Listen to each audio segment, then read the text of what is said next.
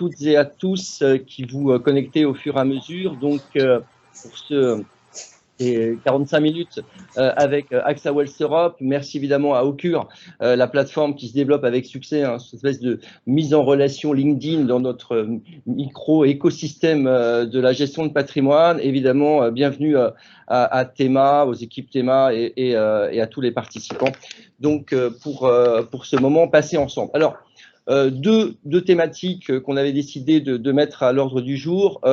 Le contrat de capitalisation pour les personnes morales. Vous avez vu beaucoup d'actualités ces derniers temps sur le contrat de capitalisation pour les personnes physiques, suite à des évolutions positives des textes concernant la transmission des contrats de capi. Mais là, on a décidé de faire un focus sur les personnes morales parce qu'on voit qu'il y a une demande de plus en plus importante. Et comme on est au Luxembourg, on a pris un prisme international en vous parlant effectivement de la France, mais également du Luxembourg et aussi de la Belgique. Et puis dans un deuxième temps, avec nos amis d'Architas, donc la société de gestion que vous connaissez donc, du groupe AXA, eh bien, nous avons, avec Maxime et avec Lionel, décidé de faire un focus sur un produit qui est moins connu que le FID, que le fonds interne dédié au Luxembourg, mais qui a toute sa place dans une panoplie patrimoniale financière au Luxembourg, qui est le FIC, qui est le fonds interne collectif. Voilà, donc je vous propose de commencer tout de suite avec le charme des contrats de capitalisation pour les personnes morales, avec quand même un focus essentiellement impôt sur les sociétés,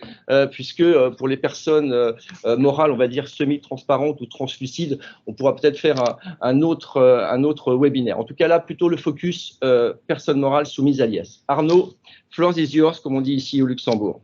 Très bien, merci Laurent. Donc oui, Arnaud Masson, ingénieur patrimonial au sein d'AXA Wealth Europe. Donc, qu'est-ce qui va pousser une entreprise, une personne morale, à aller souscrire un contrat de capitalisation au Luxembourg? Donc, c'est ce qu'on va essayer de voir sur toute cette thématique. Et je vous propose qu'on commence tout de suite avec les premiers avantages. Donc, déjà, au Luxembourg, on a le mécanisme qu'on appelle, nous, le triangle de sécurité. Donc, je ne vais pas m'étaler dessus, mais ce mécanisme, de par la ségrégation des actifs et par la notion de créancier privilégié, donc cette notion de super privilège qui permet aux souscripteurs, en cas de faillite de la compagnie d'assurance ou de la banque dépositaire, d'aller récupérer tout ou une partie de ses actifs. Et ben, cette notion de super privilège, de créancier privilégié, le souscripteur personne morale va également en bénéficier. Donc, c'est un premier point de sécurité rassurant quand il s'agit d'aller placer la trésorerie de son entreprise. Un deuxième point, il est centré vraiment sur le Luxembourg, c'est qu'on va pouvoir appliquer au sein du contrat de capitalisation les règles prudentielles luxembourgeoises et donc de bénéficier de l'architecture financière qu'on autorise au Luxembourg et d'adapter un profil diversifié de manière à correspondre aux attentes de l'entreprise, donc en matière de trésorerie. Donc, elle va pouvoir investir au sein de FID, de FIG, donc les FIG qui feront l'objet de la deuxième thématique, mais également de FAS ou de FEX en fonction de la localisation de la personne morale. Un autre point donc, qui est lié à la loi SAPA 2, donc cette loi qui permet au Haut Conseil de stabilité financière en France d'aller bloquer, en tout cas au moins de manière temporaire, les rachats. Cette loi sur les contrats luxembourgeois, en tout cas sur la partie qui est investie en unité de compte, elle ne va pas pouvoir s'appliquer. Oui, ça c'est important. Peut-être sur la loi Sapin 2, c'est toujours une question récurrente qui nous est posée sur l'application de la loi Sapin 2. Bon, il faut être assez clair. La loi Sapin 2 ne s'applique pas en fait au contrat luxembourgeois dans la mesure où l'investissement est 100% unité de compte. La problématique du fonds euro réassuré en France, évidemment, est différente, même si on pourra en parler dans le cadre de questions. Il y a quand même des arguments qui visent à démontrer que c'est pas aussi évident que ça, même avec du fonds euro réassuré, que la loi Sapin puisse s'appliquer en tout cas en pratique. Mais en tout cas, ce qui est clair, loi Sapin 2 avec du 100% unité de compte, ça ne s'applique pas. Et donc les arbitrages, le temps commence, comme on le voit aujourd'hui avec les taux d'intérêt qui remontent, quand le temps devient un peu plus perturbé, on va dire qu'il suffit de faire des arbitrages pour passer en UC et sortir du champ d'application de la loi Sapin 2. Voilà, juste une petite clarification là-dessus, même si évidemment, le Luxembourg n'est pas proche de la France. Bien sûr, s'il y avait vraiment une crise systémique, évidemment, on serait touché. Mais en tout cas, juridiquement, sur les contrats, la position, elle est extrêmement claire pour nous. Un autre point à mettre en avant, donc, qui est plutôt lié à la comptabilité et à la fiscalité, c'est que d'un point de vue comptable, donc, le produit, le contrat de capitalisation, va être comptabilisé de manière unique. C'est-à-dire que tous les passages d'ordre ou les arbitrages qui vont être effectués au sein du contrat n'auront pas lieu à faire l'objet d'une comptabilité. Sur les aspects fiscaux, on va pouvoir y revoir dans un deuxième temps. Donc, on va passer tout de suite à l'autre carré qu'on voit sur la droite. Donc, le contrat de capitalisation, comme son nom l'indique, il va permettre à l'entreprise de capitaliser. Et qu'est-ce que ça veut dire? C'est que finalement, elle va pouvoir effectuer des rachats en fonction de ses besoins de trésorerie et donc de pouvoir vraiment acter ses besoins court, moyen terme et long terme en fonction de l'architecture financière qu'elle aura décidé. Mais un autre point à mettre en avant, c'est que le contrat, il peut faire l'objet d'une garantie. On va pouvoir mettre en place ce qu'on appelle un crédit lombard. Donc, il y a un établissement prêteur qui va accorder un crédit en prenant en garantie le contrat.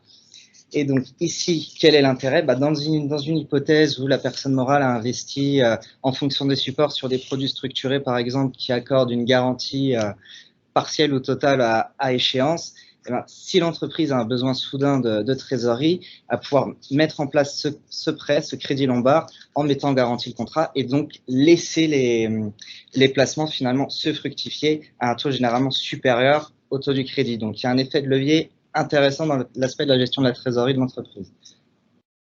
Sur les actionnaires internationaux, peut-être pour expliquer, ça c'est, on a de plus en plus, quand on travaille à l'international, évidemment, de plus en plus de souscripteurs qui vivent hors, soit de France ou du Luxembourg, donc hors de nos pays de résidence. Et c'est vrai que la problématique que l'on a, c'est qu'on n'a pas toujours les agréments, en tout cas, on n'a pas toujours envie de distribuer des contrats d'assurance ou de capitalisation. Je prends l'exemple du Brexit, par exemple, à des actionnaires anglais ou à des souscripteurs anglais ou à des souscripteurs de pays dans lesquels on ne commercialise pas vraiment nos produits. La solution de la constitution d'une société, en fait, avec souscription d'un contrat de capitalisation, permet parfois, à condition qu'on ait une histoire à raconter, l'idée c'est pas de contourner la règle de la non-souscription possible par l'assureur d'un souscripteur aujourd'hui qui vit à Londres. Simplement, quand il y a des projets, notamment des projets patrimoniaux, on se retrouve, et notamment avec les effets crédit dont parlait Arnaud tout à l'heure, à avoir des sociétés soit civiles, soit soumises à l'IS, des SARL ou des SA, qui sont donc implantées en France ou ailleurs, ou au Luxembourg notamment, et qui permettent d'avoir des actionnaires, cette fois-ci, soit anglais, soit autres, permettant en fait la souscription avec des contrats de capitalisation. Donc je veux dire, c'est aussi un moyen d'avoir des investissements en France, en tout cas du placement en France, y compris avec des souscripteurs qu'on ne peut pas faire souscrire en direct. Encore une fois, il y a une histoire à raconter, on ne le fait pas uniquement pour contourner les règles, mais quand vous avez un mix d'actionnaires à la fois français et autres, eh bien, on a une capacité à analyser les dossiers et à faire en sorte de souscrire un contrat de capitalisation. Dernier point complémentaire à l'article 150 obiter, tous ceux qui nous écoutent connaissent finalement cet article qui est devenu successful dans le Code général des impôts sur les reports d'imposition en cas en fait d'apport à des holdings. Bien évidemment, le contrat de capitalisation n'est pas un réinvestissement professionnel au sens de l'article 150 obiter, mais néanmoins, comme vous le savez tous, la nécessité c'est de réinvestir 60% minimum dans des opérations en fait commerciales, industrielles et autres. Je ne vous refais pas l'article 150 obiter, mais dans ces cas-là, les 40% restants, en tout cas, peuvent servir à la souscription de contrats de capitalisation, en fait, qui sont donc, qui est strictement évidemment du placement. Donc c'est pour ça qu'on a parlé de complémentarité et non pas évidemment d'actifs rentrant dans le champ d'application de l'article 150 obiter. Bon, enfin voilà, c'est quelque chose que vous connaissez parfaitement et donc c'était important de le rappeler. Voilà. Maintenant, je vous propose qu'on se concentre sur 3 pays, la France, le Luxembourg et la Belgique. On va commencer donc de suite avec la France et avec les règles de France Assureur, donc anciennement Fédération française des assurances, en ce qui concerne la souscription de contrats de capitalisation par les personnes morales. Donc, il s'agit d'un engagement déontologique donc des sociétés membres, de manière à cadrer la souscription des contrats de capitalisation par les personnes morales. Donc, on voit ce qui est décrit à l'écran. Il y a un cadrage qui est centré. Donc, la souscription des contrats de capitalisation, elle va être limitée à certains types de sociétés. Et on voit que les sociétés industrielles, commerciales, artisanales ou les personnes morales alliées sont quand même dans le viseur, mais qu'il y a des exceptions qui vont être permises lorsque le contrat est à prime unique, qu'il s'agit d'organismes de droit privé sans but lucratif ou encore des sociétés dont l'objet est de gérer leur propre patrimoine mobilier immobilier. Et on a toujours cette limite du chiffre d'affaires qui ne doit pas dépasser 10% de la somme du chiffre d'affaires et des produits financiers. Donc ça, comme expliqué, il s'agit d'un engagement déontologique. Laurent, est-ce que tu peux nous dire un petit mot sur l'aspect luxembourgeois? Oui, alors c'est pareil, c'est très connu des gestionnaires de patrimoine, mais c'est pas mal de faire un petit rappel. Donc ça vise essentiellement effectivement les souscription de contrats de capitalisation dans une logique patrimoniale, mais avec du fonds euro. En tout cas, c'était l'objectif de la règle déontologique à l'époque où nous l'avions écrite, parce qu'on faisait partie des rédacteurs de cette règle. Mais évidemment, quand les sociétés sont complètement commerciales et que, en fait, elles veulent souscrire des contrats de capitalisation avec 100% de l'unité de compte, eh bien, nous ici, chez AXA Wealth Europe, on est capable, en fait, de les faire souscrire. Donc, je dis bien 100% unité de compte, donc uniquement sur des personnes morales avec un objet et une activité commerciale, et donc sans que ça nous pose de problème au regard de cette règle déontologique. Parce qu'effectivement, au Luxembourg, vous avez bien compris que nous ne faisons pas partie de l'association France Assureurs, qui est une association qui, évidemment, ancienne FFA, rassemble les assureurs français. Donc, les règles déontologiques, en théorie, ne sont pas évidemment applicables en tant qu'assureur luxembourgeois. Nonobstant, pour des raisons là aussi de cohérence avec AXA en France, nous appliquons des règles identiques sur les holdings patrimoniales, et donc avec ces règles de contrat de capitalisation donc à prime unique avec des holdings patrimoniales. Donc voilà, donc 2 points importants. Effectivement, une certaine forme de souplesse parce que nous ne sommes pas soumis en théorie. C'est vrai que les règles déontologiques ne sont pas opposables juridiquement dans le cadre d'un contentieux juridique parce qu'elles ne font pas partie des conditions générales contractuelles, mais néanmoins, donc pour les personnes morales, 100% unité de compte, on le fait, et pour les holdings patrimoniales avec du fonds euro, eh bien, on essaie de respecter quand même les règles déontologiques françaises qui vient d'être énoncée par Arnaud. Donc maintenant, un petit focus sur la fiscalité. Donc dans le cadre de souscription de personnes morales à l'IS et qui ont leur siège social en France, on va appliquer cet article 238 septies E du Code général des impôts, donc qui est bien connu des praticiens. Qu'est-ce qui prévoit cet article, donc qui vise le régime des primes de remboursement? Finalement, on va mettre en place une taxation selon un mode de calcul forfaitaire qui va dépendre du TME. Donc, on va prendre le dernier TME connu. On va dire qu'il s'agit de 105% de ces TME. On aura un taux d'intérêt donc forfaitaire, et ce taux d'intérêt va permettre de déterminer l'assiette qui va correspondre au montant de la prime versée. Et ensuite, on va calculer donc combien la société devra payer, devra soumettre à l'impôt sur les sociétés chaque année. Et il y a un réajustement qui va se faire en cas de rachat, donc entre ce qui a été payé et ce qui est normalement dû, donc le surplus ou alors le plus à récupérer en fonction de moins-value. Donc, pour illustrer ça de manière très pragmatique avec des chiffres, on est dans une situation où on a une souscription avec 1 million d'euros, avec une plus-value à 3% net annuel. Donc, bien entendu, en fonction de la répartition financière, on avait pris ce pourcentage dans un raisonnement toujours à long terme. Le dernier TME connu, donc celui au mai 2022, est à 1,56%. Donc, selon cette règle, le taux d'intérêt forfaitaire fictif, il s'élèverait à 1,638. Et donc, ce qui nous donnerait une assiette à soumettre à l'impôt sur les sociétés de 16 380 €, étant donné que le montant de la prime était à 1 million d'euros. Et donc, chaque année, la société devra payer, donc si le taux d'IS reste à hauteur de 25%, 4 095 €, contre versus à droite, on le voit, 7 500 € si on avait pris une assiette réelle. Oui, alors là, bon, deux éléments. Cette règle, elle est bien connue, c'est la taxation forfaitaire. Donc, c'est vrai que c'était plus intéressant quand les taux étaient négatifs, parce qu'il y a évidemment un effet fiscal largement plus intéressant. Aujourd'hui, les taux remontent. Donc, on a pris un taux moyen de rendement à 3%, ce qui n'est pas quand même aujourd'hui complètement exceptionnel, en tout cas sur la durée. On a quand même un gain fiscal. On peut, si vraiment on veut, affiner, y ajouter un taux d'actualisation, parce que le fait c'est un peu comme les prélèvements sociaux sur le fonds euro, le fait de chaque année supporter des prélèvements ou avoir une économie d'impôt, évidemment, on peut l'actualiser et avoir un gain, donc au-delà du gain fiscal, un gain financier plus important. Donc, taux négatif, c'est vrai que c'était 0 jusqu'à présent. Aujourd'hui, les taux ont remonté, donc il y a toujours une taxation forfaitaire. C'est classiquement du différé taxe, mais c'est toujours un élément important aujourd'hui quand on parle de rendement. Tout le monde, évidemment, cherche du rendement, et le fait qu'il il y ait quand même une petite carotte fiscale actualisée financièrement telle que l'illustre cet exemple est intéressant, versus évidemment ce que nous diront nos amis gestionnaires de patrimoine, évidemment les frais en face générés par la souscription d'un contrat de capitalisation.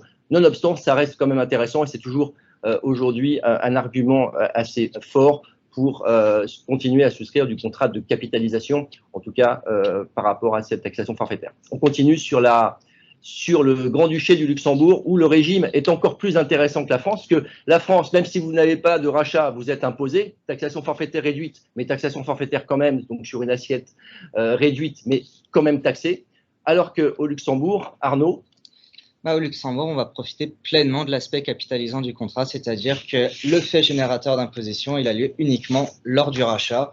Et donc, dans le cadre des SOPARFI, on va être soumis à un impôt qui est à peu près équivalent au taux d'IS en France.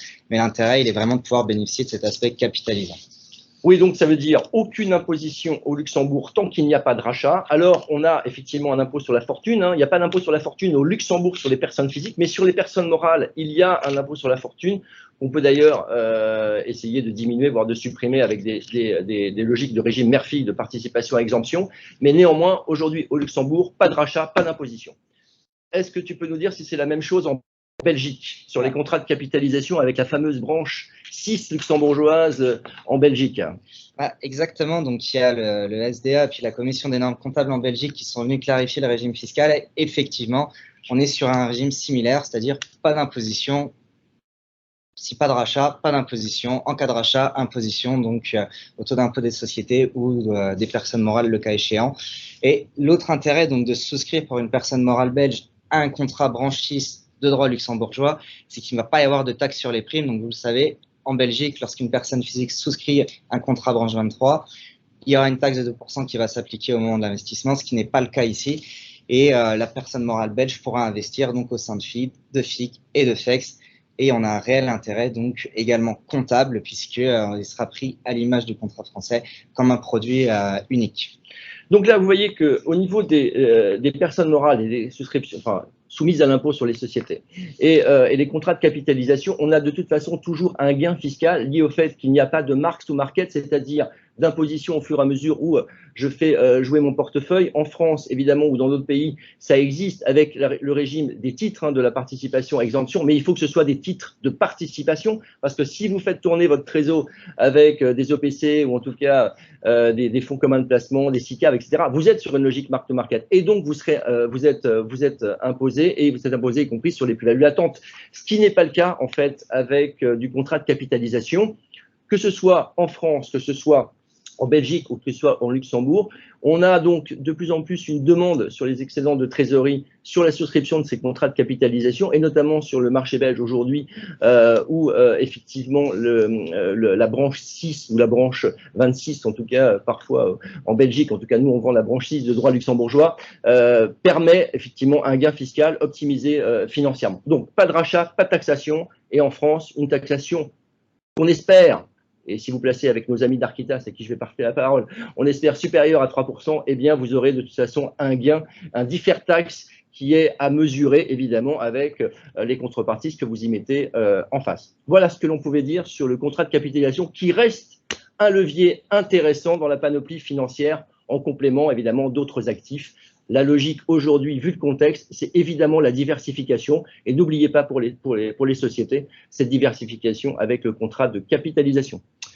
Je passe la parole à Lionel et à Maxime sur le fonds interne collectif luxembourgeois. Pourquoi s'y intéresser ? Merci beaucoup Laurent, merci Arnaud. Alors effectivement Laurent, comme tu disais, après le charme des contrats de capi personne morale, on aurait pu titrer le charme méconnu du FIC à Luxembourg. Alors effectivement, pourquoi s'y intéresser? Pourquoi ce peut être un levier de croissance? Peut-être 3 points d'introduction. Tout d'abord, le FIC, c'est un mandat qui permet donc de déléguer la gestion financière à une société de gestion comme sur un fonds interne dédié. Et donc, de fait, c'est un gain de temps pour vous, pour vos collaborateurs, et c'est une charge en moins au sein du cabinet. Le deuxième point, comme son nom l'indique, le FIC, c'est un mandat collectif et qui bénéficie donc de tous les avantages de la mutualisation. Et on va le voir en termes de seuil d'accès, en termes de frais, et également en termes de simplicité de souscription. Et donc, troisième point, on a développé effectivement avec Architas, la société de gestion du groupe AXA, une gamme complète qu'on souhaitait vraiment pouvoir partager avec vous ce matin.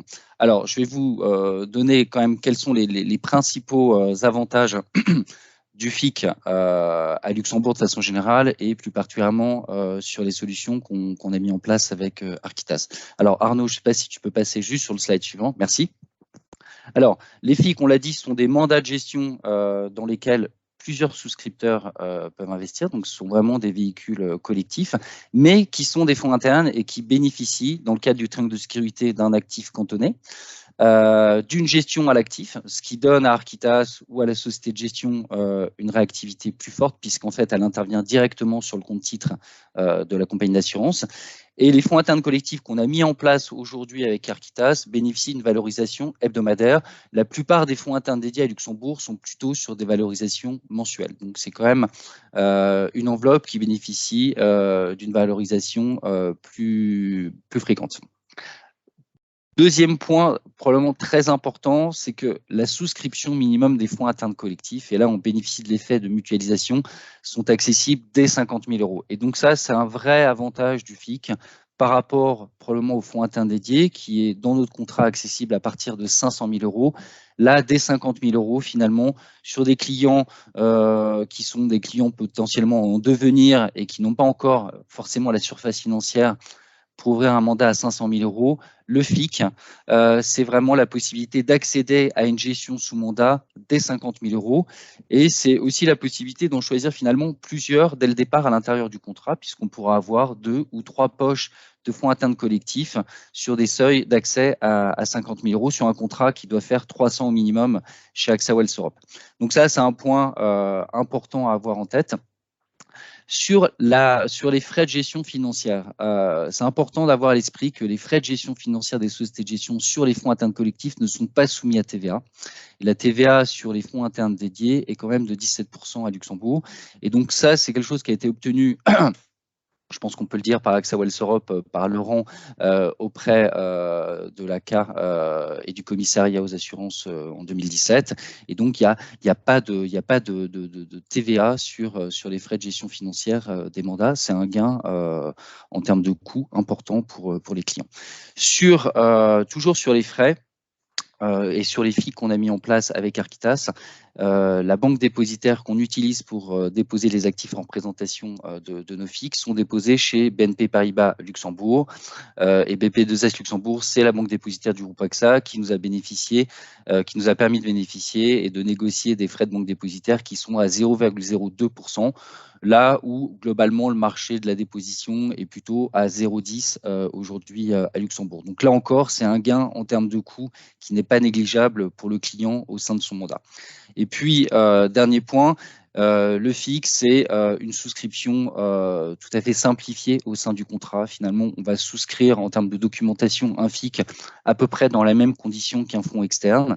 Le reporting qui est délivré par Architas est réalisé sur un pas mensuel, et c'est aussi, et ça c'est probablement l'intérêt de l'approche intégrée qu'on a au sein du groupe AXA, et notamment avec Architas, un accès qui est simplifié aux gérants en fait des différents fonds internes collectifs de la gamme. Alors rapidement, la gamme, vous allez voir, c'est 6 fonds internes collectifs en architecture ouverte en OPC, avec des frais de gestion financière qui sont à 0,50 et des frais de banque dépositaire à 0,02. Et un FIC Architas 100% titre vif action euro, dont Maxime va vous parler. Là, c'est également un avantage comparatif important. Je pense que c'est un des seuls mandats à 100% en titre vif action accessible à partir de 50 000 € dans un contrat à Luxembourg aujourd'hui.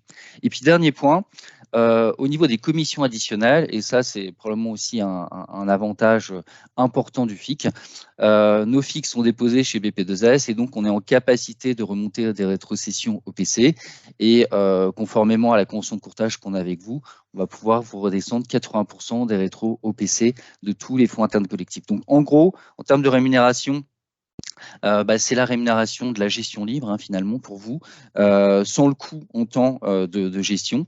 Et puis, pour le client, finalement, c'est une gestion sous mandat à un prix qui est extrêmement attractif. Voilà rapidement les avantages du fonds interne collectif et des solutions qu'on a développées avec Architas. Maxime, je vais te passer la main pour que vous puissiez un petit peu mieux connaître Architas et les différents mandats qu'on vous propose aujourd'hui. Juste avant que Maxime prenne la parole, Lionel, juste sur les frais de gestion financière non soumis à la TVA, j'étais pas tout seul, hein, mais effectivement, au Luxembourg, je suis arrivé là-bas, il y avait la TVA sur les FIC et sur les FID, et on a essayé de dissocier les deux, ce qui n'avait pas été fait jusqu'à présent. Donc, exonération de TVA parce que c'est de la gestion collective. Il y a aujourd'hui des réflexions sur le fait d'essayer d'exonérer également la gestion des FID. À mon avis, c'est beaucoup plus contestable sur le plan de la jurisprudence communautaire en matière de TVA, mais en tout cas, prenons effectivement aujourd'hui ce qui est à prendre, et au moins sur les FIC, on a obtenu l'exonération. Voilà, c'est juste la petite précision que je voulais apporter. Je ne veux pas me mettre le seul responsable, en tout cas, de ça. On était plusieurs, mais en tout cas, on l'a défendu. Et c'est vrai que tu as raison, Lionel, que c'était un peu sous l'égide AXA Wealth Europe que le combat a été mené avec des cabinets d'avocats là-dessus. Voilà, je laisse la parole à Maxime. Merci Arnaud, merci Lionel. Bonjour à tous. Déjà, je vais me présenter. Donc, je m'appelle Maxime Gagnon, je suis responsable directeur commercial d'Architas France. Je vais bien sûr vous présenter Architas, mais un mot d'abord sur la gamme, hein, qui a été évoquée par Lionel. Donc, on a effectivement 7 FIC qui vont couvrir un peu les différents profils des clients. Donc, on a d'abord une gamme assez, je vais dire, standard avec ce qu'on a appelé Force 2, Force 5, Force 8 et Force 10. Ça va correspondre au poids d'actions dans le portefeuille. Enfin, vous rajoutez un 0 et vous avez le poids d'actions dans le portefeuille. Donc, vous avez tout d'abord un profil défensif avec 20% d'actions, 80-20, 80% d'obligations, c'est le Force 2. Ensuite, vous avez le Force 5, 50-50, le Force 8, 80-20, mais cette fois donc avec 80% d'actions, et puis le Force 10 avec 100% d'actions. Donc, on a une gestion, je vais dire, assez standard, internationale. Hein. Notre benchmark, c'est plutôt le MSCI World. On est blended entre croissance et value. On a un objectif en termes d'investissement responsable. Hein. C'est-à-dire qu'on a plus de 50% des fonds qui sont soit labellisés, soit avec un réel objectif ESG. Notre objectif aussi, hein, c'est d'aller vers que des fonds SFDR 8 et 9 et de supprimer tous les SFDR 6. Je vais me focaliser rapidement sur les 3 autres qui ont un peu plus de spécificité, on va dire. Tout d'abord, le Force Alpha qu'on aime beaucoup chez AXA parce que donc c'est un profil équilibré, 50-50, sauf que la poche d'actifs moins risquée, c'est pas une poche obligataire, c'est une poche, ce qu'on appelle de stratégie alternative. C'est quoi? C'est notamment du long short ou du beta neutral. C'est ce qu'on retrouve, hein, dans les stratégies de hedge fund, mais vraiment dans le sens propre du hedge fund. Hein. Hedge, en anglais, ça veut dire couvrir, pas spéculer, ce que souvent des hedge funds n'ont pas vraiment appliqué. Mais nous, on va vraiment aller chercher des stratégies qui ont une exposition au marché finalement assez faible, hein, ce qu'on appelle bêta neutre, mais qui vont être capables du coup de délivrer de la performance dans tous les contextes de marché. Et effectivement, hein, dans une période de remontée des taux, ça a de l'intérêt. Et on voit que d'ailleurs, c'est un profil qui résiste bien mieux dans le contexte actuel. Ensuite, vous avez le Infinite Action Euro qui, effectivement, comme ça a été dit par Lionel, est très intéressant dans le contexte actuel parce que c'est un accès à de la gestion en titre vif à 50 000 €. On a recruté 2 gérants experts, hein, des marchés actions et des marchés actions européennes. Et donc, du coup, on a un portefeuille qui fonctionne bien depuis 2 ans, 2 ans et demi désormais, avec ces nouveaux gérants. Et puis enfin, on a notre grande tendance qui va surfer sur les tendances d'avenir identifiées par le groupe AXA. Donc cette fois avec un biais croissance très fort qui souffre évidemment, comme vous devez vous en douter, depuis le début de l'année, mais ça reste une stratégie auquel on croit beaucoup hein, chez AXA et chez Architas, parce que l'objectif là, c'est vraiment de délivrer de la performance long terme, même si aujourd'hui ça souffre hein, dans le contexte inflationniste, on est très confiant sur cette stratégie sur un horizon long terme, et peut-être hein, on est assez convaincu que les points d'entrée aujourd'hui sont plutôt intéressants. Si vous prenez évidemment le Nasdaq, hein, le marché de la tech américaine, vous voyez qu'il a perdu jusqu'à 30%, on est à peu près autour de moins 30 depuis le début de l'année, donc les points d'entrée commencent à être intéressants. Même si c'est vrai que les performances ont souffert depuis le début de l'année. Voilà, ça c'était pour la gamme Architas. On va maintenant dire un mot sur Architas. Donc si on passe sur le prochain slide. Donc Architas, c'est un nom un peu barbare, on va dire, mais c'est parce que c'est une entité qui a été créée au UK en 2008 et ça vient justement du mot architecture, architecte, parce que c'était justement une plateforme dédiée aux IFA, donc aux CGPI, hein, c'est le nom anglais pour les CGPI, pour faire de la sélection de fonds en architecture ouverte. Donc c'est vraiment notre ADN, c'est de travailler avec des courtiers, avec des CGP pour aller les accompagner dans la sélection de fonds. Nous, notre métier, c'est d'aller sélectionner les fonds en architecture ouverte dans le monde entier pour répondre aux besoins de clients individuels. Donc la première chose, c'est que déjà, on a vraiment une présence internationale. Hein. Notre siège est à Londres. On a évidemment un gros bureau à Paris. On a également un bureau en Irlande et à Hong Kong. On a des bureaux de représentation, de distribution en Italie, en Allemagne, en Espagne, au Japon et dans plusieurs pays du monde. Notre mission, elle est claire aussi, c'est d'accompagner le groupe AXA dans la vente d'unités de compte dans le monde entier. Le groupe AXA a voulu rationaliser un peu la sélection de fonds parce que chaque entité faisait un peu sa sélection dans son coin. Du coup, le groupe a décidé de centraliser tout ça chez nous pour qu'il y ait un expert qui applique une méthode rigoureuse, et je vais y revenir, pour sélectionner les fonds et qu'on applique les mêmes critères, que ce soit en Europe ou en Asie. Si on passe à la slide suivante, on va avoir du coup la vision de notre ADN. Donc on est une filiale à 100% d'AXA hein, et d'Architas France, une filiale à 100% d'AXA France, mais on a une vraie indépendance par rapport à AXA IM. Pour ceux qui se posent la question, hein, AXA IM, qui est le gros asset manager du groupe AXA, appartient aussi au groupe AXA, mais nous n'avons aucun lien avec eux. Et c'est important parce que ça nous permet d'avoir une indépendance très forte avec eux dans la sélection de fonds. La seule chose que nous dit le groupe AXA, il nous donne une guidelines en termes de pourcentage de fonds AXA IM. Donc, par exemple, sur une stratégie plutôt retail, ça va être autour de 50%. Et là, on va avoir dans des stratégies plutôt wealth hein, ou CGP, on va être autour de 30%. Enfin, on ne va pas être autour, hein, 30, c'est plutôt un maximum. Mais libre à nous d'aller sélectionner dans ces 30% les fonds qu'on souhaite. Donc, c'est vraiment notre rôle à nous d'aller sélectionner chez AXA IM les fonds qu'on souhaite. Et je peux vous dire que si vous connaissez des gens chez AXA IM, ils vous diront qu'on est peut-être les plus rigoureux des wholesalers hein, avec lesquels ils travaillent. Et puis, pour le reste, hein, pour le coup, on est complètement en architecture ouverte. C'est quelque chose qui est très important chez AXA et chez Architas, c'est qu'on ne travaille pas en partenariat, comme peut faire beaucoup de nos compétiteurs. C'est-à-dire que nous, on ne noue pas des partenariats avec les asset managers dans le cadre de la sélection de fonds. Hein. On est vraiment en réelle architecture ouverte et les décisions de sélection sont basées uniquement sur les critères financiers ou des critères ESG. Voilà, donc je ne vais pas revenir sur le fait qu'on est spécialiste de l'architecture ouverte, je l'ai déjà dit, mais c'est vraiment notre ADN. Si on va sur la slide suivante pour vous montrer un petit peu notre taille, bon, ça je vais y passer rapidement, mais c'est vrai que ça fait plus de 10 ans hein, qu'on a une présence en France, ça fait pas loin de 15 ans, hein. Architas a été créé, je vous le disais, en 2008, donc ça fait plus de 15 ans, mais en France ça fait à peu près 10 ans.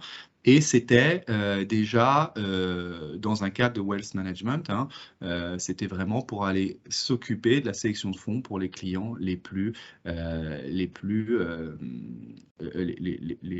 fortunés. Et ça reste notre cœur de cible, même si évidemment on s'est aussi diversifié sur une stratégie plus retail pour le groupe AXA.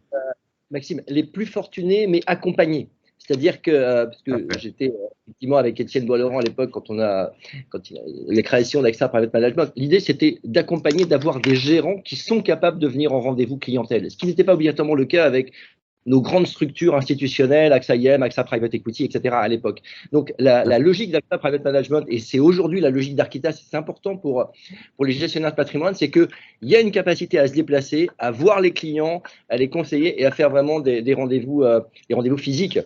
Tout à fait. Avec des gérants. Et ça, je pense que c'est extrêmement important.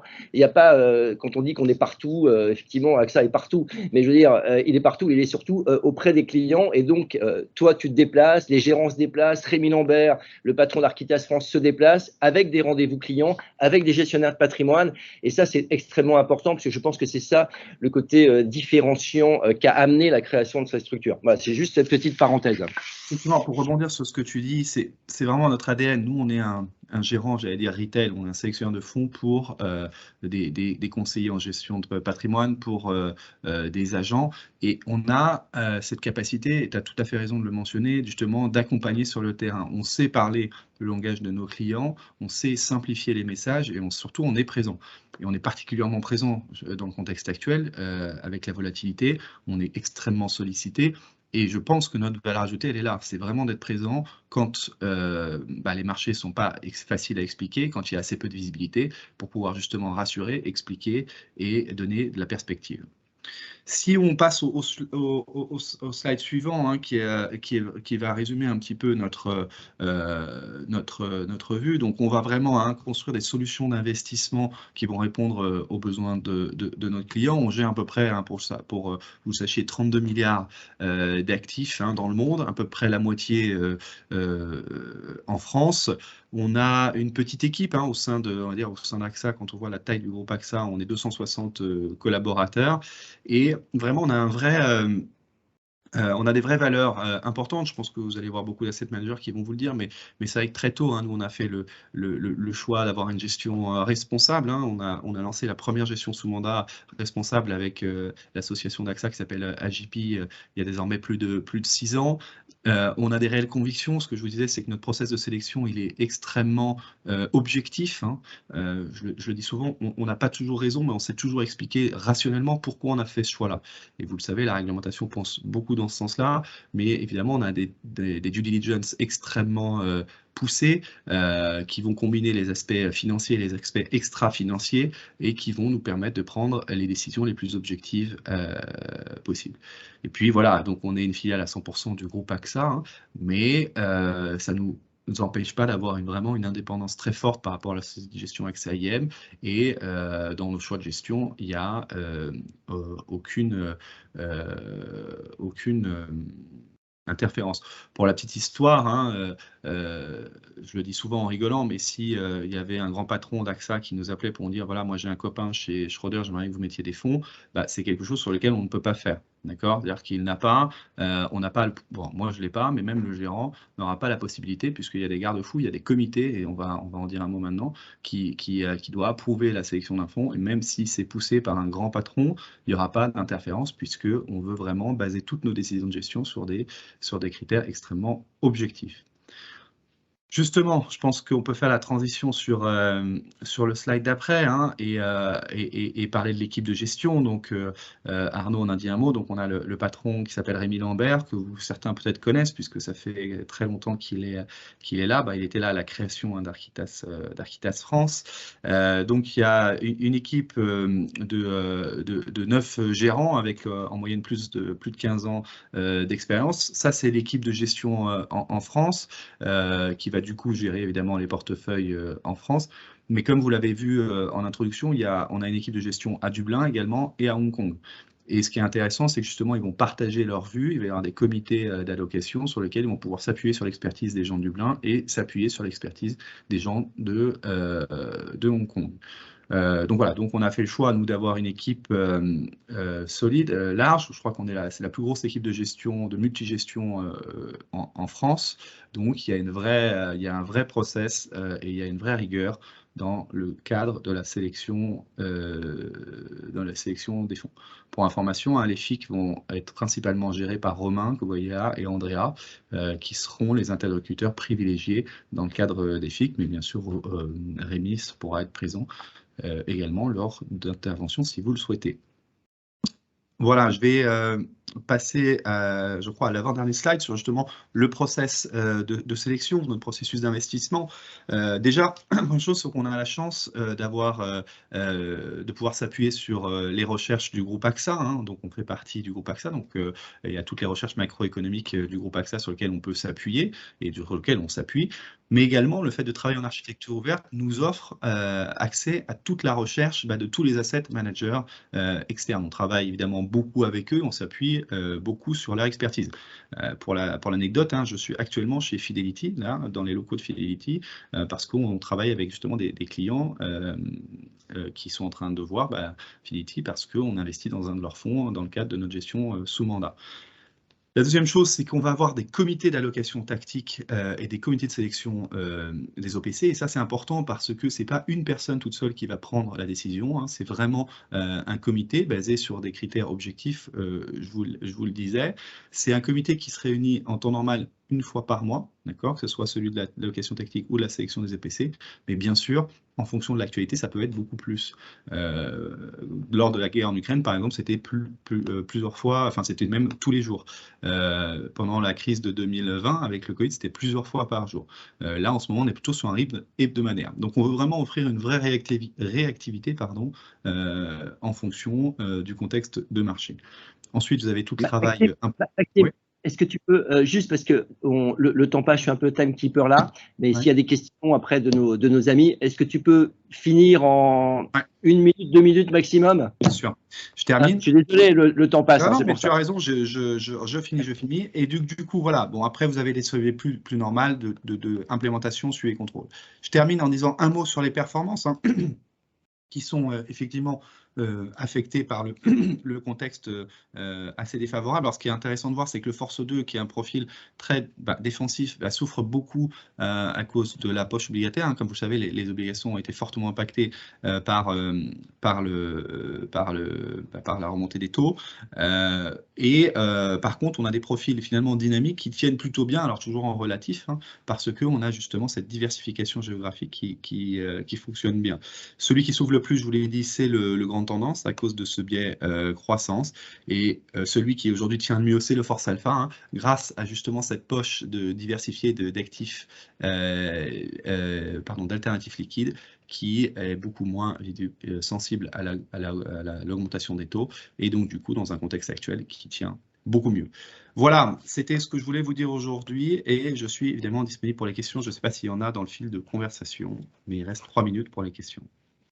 Merci beaucoup Maxime, merci Lionel. Peut-être une remarque, parce que c'est important, on a pas mal communiqué là-dessus avec Lionel, c'est que le FIC, c'est aussi, le FIC, donc plus Architas, c'est aussi un moyen pour le gestionnaire de patrimoine, finalement, de mettre un stempel, de mettre finalement son nom sur un FIC, puisque on va dire qu'aujourd'hui, comme vous le savez au Luxembourg, vous avez les FIC d'Umbrella, les FIC familiaux, mais à partir de 5 clients, vous pouvez faire un FIC et bénéficier de tout ce qu'on vient d'expliquer. Et ça veut dire qu'on peut mettre, voilà, ça s'appelle un FIC Architas, mais demain, ça s'appelle un FIC telle ou telle structure de gestion de patrimoine, ce qui permet de personnaliser en fait votre enveloppe de placement. Et ça n'est pas neutre. On sait très bien que la logique de personnalisation, d'affiliation en fait à la structure de patrimoine est aussi un élément qui peut être complètement valorisant vis-à-vis de clients qui ont la même logique de gestion, les mêmes profils de gestion collective. Et donc là aussi, c'est un élément qu'on met en avant parce que on peut parfaitement monter un FIC, à condition qu'évidemment il y a quelques enjeux financiers, mais on peut parfaitement monter un FIC avec une structure de gestion de patrimoine et la labelliser avec le nom de la structure de patrimoine. Donc ça aussi, ça n'est pas neutre, et on l'a déjà proposé avec Lionel à des gestionnaires de patrimoine, et on en a. Voilà, c'est juste peut-être le petit complément que je voulais faire. Voilà, je laisse la parole pour les questions et nous sommes tout disposés à vous répondre, bien sûr. S'il y en a. Il y avait une question pour la taille. je crois. On se déplace à partir de combien d'encours?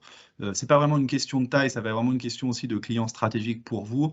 Voilà, si vous considérez que votre client il est stratégique et qu'il y a une importance à ce qu'il y ait un accès au gérant, on sera ravi de le faire. Alors bien sûr, hein, je pense que s'il a 50 000 euros, ça sera difficile de justifier que c'est stratégique, mais il n'y a pas vraiment de minimum, ça sera en fonction de vos besoins et des besoins de votre client.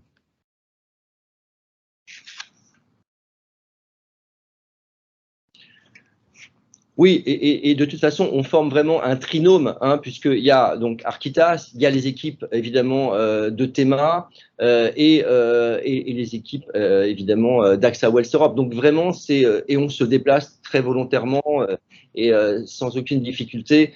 On est en Wealth, donc on sait très bien que en Wealth, il y a des chefs d'entreprise, il y a des gens qui peut-être aujourd'hui n'ont pas les liquidités nécessaires, mais qui demain les auront avec des sessions anticipées. Donc, je veux dire, tout ça, c'est vraiment vous qui définissez aussi votre typologie de client qui potentiellement peut accéder à cette gestion collective. Mais c'est important parce que c'est comme quand on fait de la gestion de patrimoine en Suisse, il y a des clients qui n'ont pas les moyens d'avoir un FID. Il y a des moyens qui n'ont pas les moyens d'aller se délocaliser en Suisse. Eh bien, avec le FIC, le Fonds interne collectif, on donne accès finalement à une gestion collective et de très très bonne qualité, on vient de l'expliciter, avec finalement moins de potentialité financière, en tout cas au moment où on crée le FIC, et potentiellement évidemment avec des clients stratégiques qui demain reverseront. Donc c'est aussi l'accès en fait au Luxembourg, avec tout ce que comportent les avantages, on les a vus du Luxembourg, avec une enveloppe qui est beaucoup plus accessible qu'un FID en gestion personnalisée.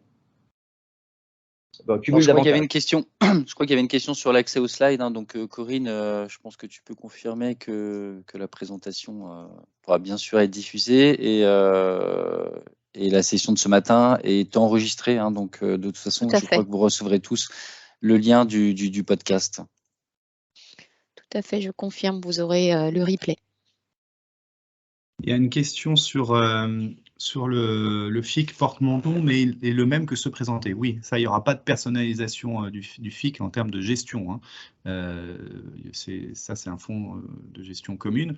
Par contre, après, je pense que c'est plutôt sur l'appellation hein, qu'on peut personnaliser. Et sur le nombre de fonds et d'asset managers. Le nombre de fonds, on est sur une quarantaine de fonds hein, en moyenne, et d'asset managers, alors là, ça dépend, il n'y a pas de règle, hein, mais on peut avoir 40 asset managers différents. Il y en aura un peu moins en général parce qu'on a quand même hein, entre 20 et 30% d'accès IM, mais j'ai pas fait mais on n'est pas du tout limité en termes de nombre d'asset managers. Mais il y en a au moins en général 10-15 au minimum. Le pourcentage de fonds AXA mini dans vos fixes, je vous disais, il n'y a pas de minimum, mais c'est plutôt entre 20 et 30%. Il y a un max à 30 et voilà, c'est entre 20 et 30%. Si je peux me permettre votre vision pour la fin de l'année. Ça, c'est une question qui vaut beaucoup.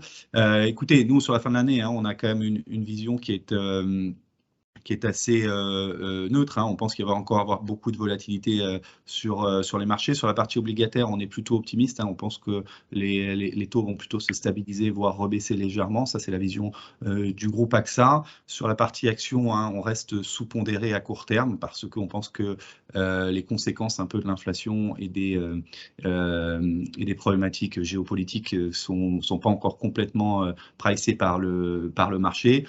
Néanmoins, hein, ce que je vous disais, c'est que si on regarde la moyenne historique des cours, on est plutôt sur des points bas et que on estime qu'on rentre sur des marchés qui restent intéressants, qui deviennent intéressants, notamment hein, un marché qu'on suit beaucoup, c'est le marché américain du Nasdaq, hein, où on a connu des fortes baisses depuis le début de l'année. Donc voilà, hein, si je devais résumer en quelques mots un peu notre vision pour la fin de l'année.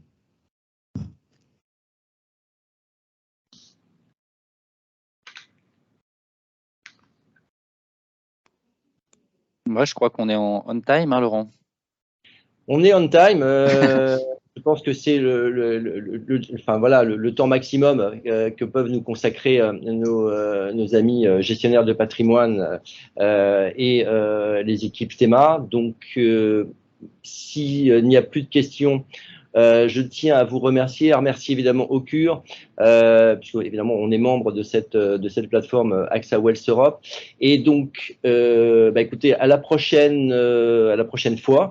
On a décidé avec Edouard, donc Pedro, qui est le responsable de Théma, et avec Corinne Calandini, de faire comme ça régulièrement des webinaires sur un sujet à la fois technique et en même temps